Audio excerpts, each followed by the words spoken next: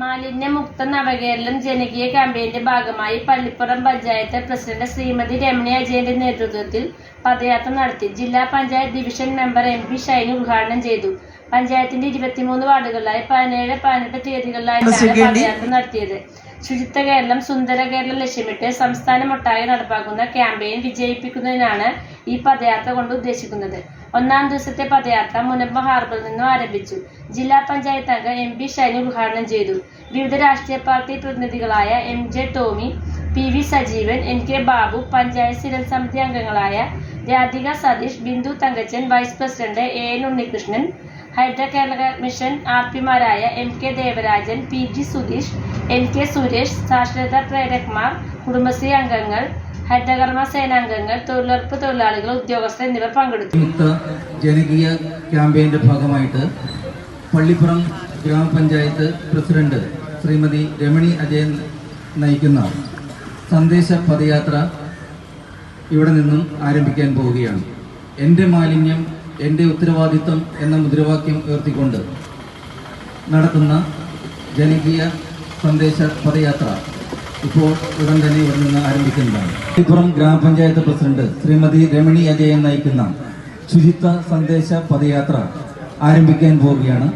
ഇതിന്റെ ഉദ്ഘാടന ചടങ്ങിലേക്ക് അധ്യക്ഷത വഹിക്കുന്നതിന് വേണ്ടി പള്ളിപ്പുറം ഗ്രാമപഞ്ചായത്തിന്റെ വികസന ക്ഷേമ കാര്യ സ്റ്റാൻഡിംഗ് കമ്മിറ്റി ചെയർപേഴ്സണായ ശ്രീമതി രാധിക സതീഷിനെ ക്ഷണിച്ചുകൊള്ളുന്നു. വികസന standing committee chairperson Radhika Satheesh, ശുചിത്വ പദയാത്ര നയിക്കുന്ന പള്ളിപ്പുറം ഗ്രാമപഞ്ചായത്ത് പ്രസിഡന്റ് രമണി അജയൻ, ഈ പദയാത്ര ഉദ്ഘാടനം നിർവഹിക്കുന്ന ജില്ലാ പഞ്ചായത്ത് മെമ്പർ ഷൈനി, മറ്റ് വേദിയിലിരിക്കുന്ന വിശിഷ്ട വ്യക്തിത്വങ്ങളെ, ഇവിടെ എത്തിയിട്ടുള്ള പ്രിയപ്പെട്ടവരെ, മാലിന്യമുക്ത നവകേരളത്തിന്റെ ഭാഗമായിട്ട് മാർച്ച് 30-ാം തീയതി 2025 മാർച്ച് 30-ാം തീയതി മാലിന്യമുക്ത നവകേരള സൃഷ്ടിക്കായി പ്രഖ്യാപനത്തിന്റെ ഭാഗമായി നടത്തുന്ന ഈ ശുചിത്വ പദയാത്രയുടെ ഉദ്ഘാടന ചടങ്ങാണ് ഇന്നിവിടെ നടക്കുന്നത്.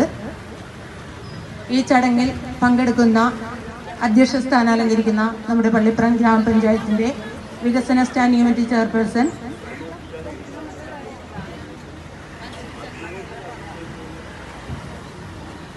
രാധിക സതീഷിനെ ഞാൻ ഈ യോഗത്തിലേക്ക് സ്വാഗതം ആശംസിക്കുന്നു. അതോടൊപ്പം തന്നെ ഇന്നത്തെ ഈ പരിപാടി ഔപചാരികമായി ഉദ്ഘാടനം നിർവഹിക്കുന്ന ജില്ലാ പഞ്ചായത്ത് മെമ്പർ അഡ്വക്കേറ്റ് MP ഷൈനിയെ ഞാൻ ഈ യോഗത്തിലേക്ക് സ്വാഗതം ആശംസിക്കുന്നു. ഈ പദയാത്ര നയിക്കുന്ന പള്ളിപ്പുറം ഗ്രാമപഞ്ചായത്തിന്റെ പ്രസിഡന്റ് രമണി അജയനെ ഞാൻ ഈ യോഗത്തിലേക്ക് സ്വാഗതം ആശംസിക്കുന്നു. വൈസ് പ്രസിഡന്റ് ഉണ്ണിച്ചേട്ടനെയും ഞാൻ ഈ യോഗത്തിലേക്ക് സ്വാഗതം ആശംസിക്കുന്നു. 2ാം വാർഡ് മെമ്പർ വിൽസൺ മെമ്പറെയും ഞാൻ ഈ യോഗത്തിലേക്ക് സ്വാഗതം ആശംസിക്കുന്നു. ഇവിടെ എത്തിയിട്ടുള്ള വിവിധ രാഷ്ട്രീയ പ്രതിനിധികളുണ്ട്. അതോടൊപ്പം തന്നെ നമ്മുടെ ഇന്നത്തെ ഇവിടെ എത്തിയിട്ടുള്ള ഡിവിഷൻ മെമ്പർ, ബ്ലോക്കിന്റെ ഡിവിഷൻ മെമ്പർ കൂടിയായിട്ടുള്ള ഷെന്നി ഫ്രാൻസിസിനെയും ഞാൻ ഈ യോഗത്തിലേക്ക് സ്വാഗതം ആശംസിക്കുന്നു. മാലിന്യമുക്ത നവകേരളം സൃഷ്ടിക്കുന്നതിന് വേണ്ടി ിട്ടുള്ള പള്ളിപ്പുറം ഗ്രാമപഞ്ചായത്തിന്റെ പ്രസിഡന്റ് രമണി അജയന്റെ നേതൃത്വത്തിൽ നടക്കുന്ന പദയാത്രയാണ് ഇവിടെ ആരംഭിക്കുന്നത്. നമുക്കറിയാം, നമ്മൾ വർഷങ്ങൾക്ക് മുമ്പ് തന്നെ മാലിന്യ സംസ്കരണവുമായി ബന്ധപ്പെട്ട് പ്രവർത്തിക്കുന്നവരാണ് എല്ലാവരും. ഈ ഹാർബർ ഉൾപ്പെടുന്ന പ്രദേശങ്ങളിൽ തന്നെ നമ്മൾക്ക് കുറേയേറെ മാറ്റങ്ങൾ വരുത്താനായിട്ട് കഴിഞ്ഞിട്ടുണ്ട്. വലിച്ചെറിയുന്ന ഒരു സമൂഹത്തിൽ നിന്ന് വ്യത്യസ്തമായിട്ട് നമ്മൾ പുതിയ ലോകത്തേക്ക് വരുന്നതിന് വേണ്ടിയുള്ള ഒരു പദയാത്ര കൂടിയാണ് നമ്മളിവിടെ തുടക്കം കുറിക്കുക എന്ന് പറഞ്ഞിട്ടുണ്ടെങ്കിൽ നമ്മൾ 2015-16 കാലഘട്ടത്തിൽ തന്നെ ഇതിന്റെ പ്രവർത്തനം ആരംഭിച്ചിട്ടുള്ളതാണ്. എങ്കിൽ പോലും നമുക്കത് തുടർ പ്രവർത്തനം എന്ന രീതിയിലും നടത്തുന്നതിനും ആളുകളുടെ മനോഭാവത്തിൽ മാറ്റം വരുന്നതിന് വേണ്ടിയുള്ളൊരു ലക്ഷ്യം കൂടിയാണ് നമ്മൾ ഈ പദയാത്രയോട് ഉദ്ദേശിക്കുന്നത്.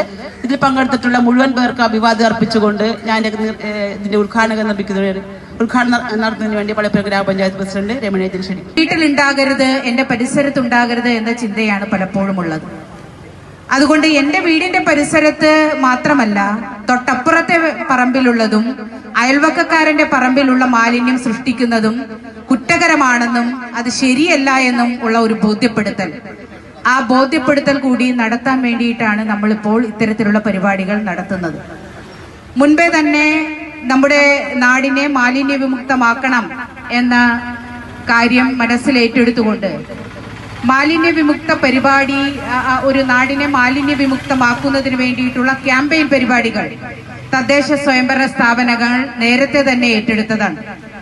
അതിന്റെ ഭാഗമായി ഹരിതകർമ്മ സേനാംഗങ്ങളും കുടുംബശ്രീ അംഗങ്ങളും എല്ലാം തന്നെ വീട് വീടാന്തരം കയറിയിറങ്ങി ബോധവൽക്കരണ പ്രവർത്തനങ്ങൾ ഉൾപ്പെടെ ഇതിനകം നടത്തിയിട്ടുള്ളതാണ്.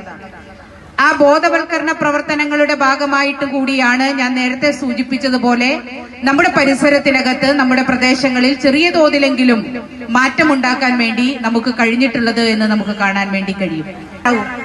അറിയിപ്പ് ലഭിച്ചാൽ നടപടിയെടുക്കും. നടപടി ഒരു പ്രാവശ്യം നേരിട്ടവൻ പിന്നീട് ആ പ്രവർത്തനം നടത്തുകയില്ല.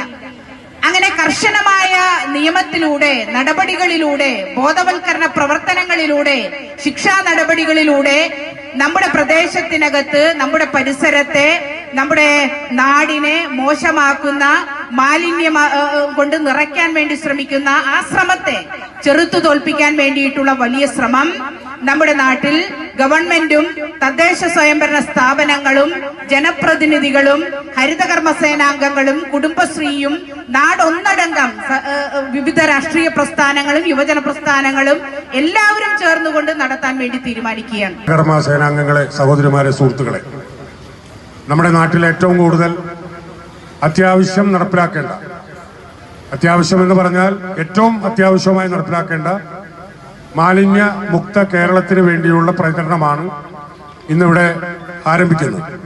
കഴിഞ്ഞ കുറെ നാളുകളായി വിവിധ മേഖലകളിൽ ജനങ്ങളെ ബോധവാന്മാരാക്കി ഈ ലക്ഷ്യത്തിലേക്ക് എത്താനുള്ള ശ്രമങ്ങൾ നടന്നു വരികയാണ്. ഇന്ന് നമ്മുടെ പഞ്ചായത്തിലെ എല്ലാ വാർഡുകളിലും ഇന്നും നാളെയുമായി എല്ലാ വാർഡുകളിലും ഈ സന്ദേശം എത്തിക്കാനുള്ള പദയാത്ര കടന്നു വരും. ജനങ്ങളിൽ ഇത് ഏറ്റവും കൂടുതൽ ജനങ്ങൾ ഏറ്റെടുത്താൽ, എന്റെ മാലിന്യം എന്റെ ഉത്തരവാദിത്വം എന്ന മുദ്രാവാക്യം എന്ന സന്ദേശം ജനങ്ങൾ ഏറ്റെടുത്താൽ നമുക്ക് ഏറ്റവും പരിപൂർണതയിൽ ഇത് എത്തിക്കാൻ കഴിയും എന്നതാണ് യാഥാർത്ഥ്യം. കുട്ടികളെ വളർത്തുന്നവർ, മൃഗങ്ങളെ വളർത്തുന്നവർ ഇന്ന് പണ്ടൊന്നും പോലെയല്ല. ഒരു വീട്ടിൽ തന്നെ 2-3 നായ്ക്കളെ വളർത്തുന്നവരുണ്ട്. അവർക്കൊക്കെ കൊടുക്കുന്ന ഭക്ഷണ വസ്തുക്കളായി അത് മാറുന്നു. കോഴി വേസ്റ്റ് സംസ്കരിക്കുന്ന ആളുകളുമായി ബന്ധപ്പെട്ടപ്പോൾ അവർ പറയുന്നത്, ഇന്ന് കേരളത്തിൽ ഞങ്ങളുടെ മെഷീനുകൾക്കും ഞങ്ങൾ ഉണ്ടാക്കിയിട്ടുള്ള ഈ സ്ഥാപനങ്ങൾക്കും ആവശ്യമായ കോഴിയുടെ വേസ്റ്റ് ലഭിക്കുന്നില്ലെന്നുള്ളതാണ്.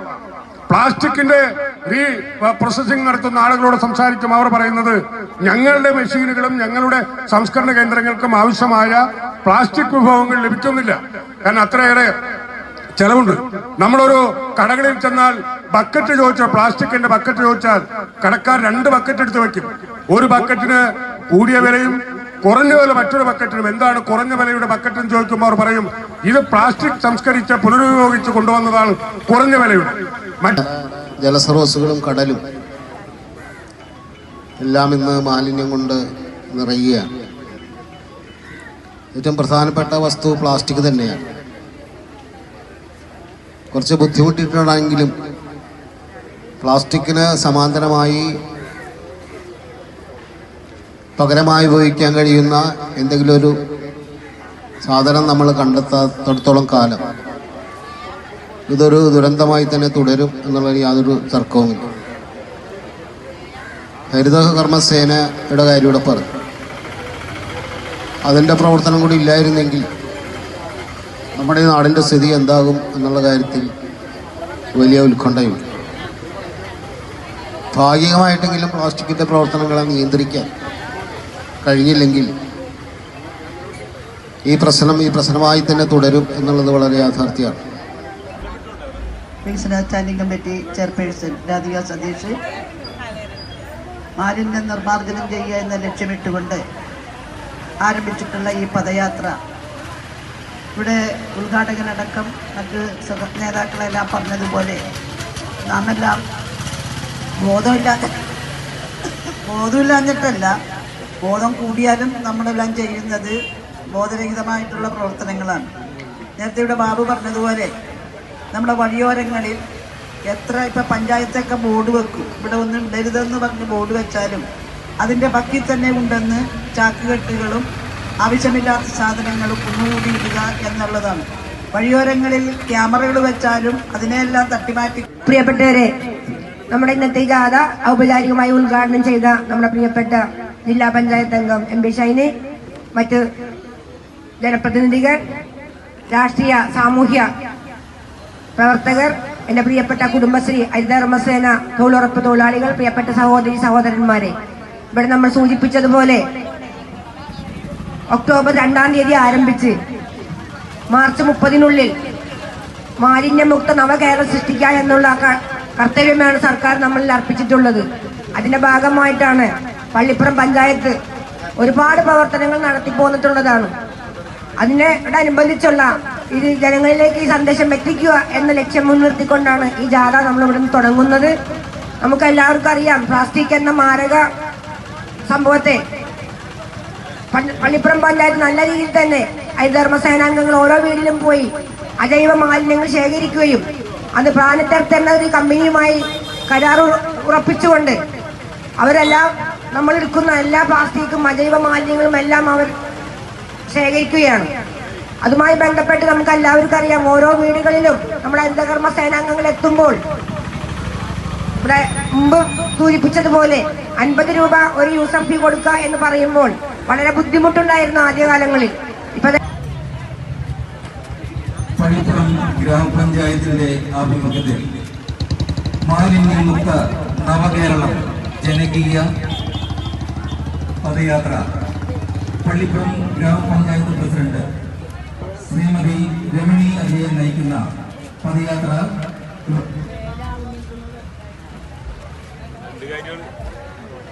എന്താ